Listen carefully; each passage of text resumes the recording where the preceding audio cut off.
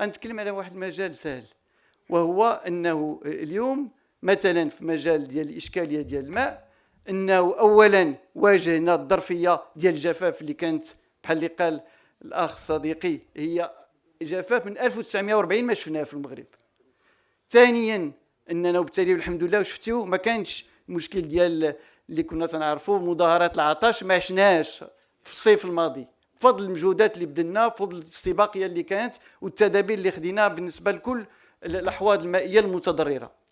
ثانيا كذلك اننا اشتغلنا واعطينا انطلاقه للعديد من المشاريع المهيكله، من بينها بالنسبه لتحليات المياه يمكن نقول لكم بان ان شاء الله هذا الشهر بالنسبه لاسفي وبالنسبه للجديده غيمكن يستافدوا من تحليات المياه، وهذا امر مهم لان غيقلل من الضغط في هذا الاطار. وطلقنا كذلك واحد الامر اللي هو اساسي، وتنشكر كذلك هذا في اطار التوجهات اللي جا بها جلاله الملك في الافتتاح ديال البرلمان في الدوره ديال اكتوبر، اللي وضع واحد الخريطه الطريق، وهو النقل كذلك ديال المياه اللي تنعتبروا تنسميوها طرق سيار المياه، اللي انطلقت الحمد لله واللي غتكون جاهزه في الصيف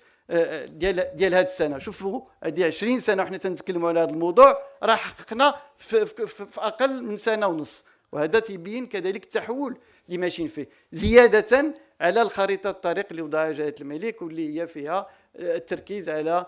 ما هو مرتبط بالحلول الهادفه بحال تحليه المياه، بحال معالجه المياه العادمه، بحال ما هو مرتبط كذلك بالاقتصاد في الماء، وما هو مرتبط كذلك بالنسبه ديال الحفاظ على الفرشان المائيه والعقد الفرش اللي وقعنا عليها مؤخرا في العديد من المناطق.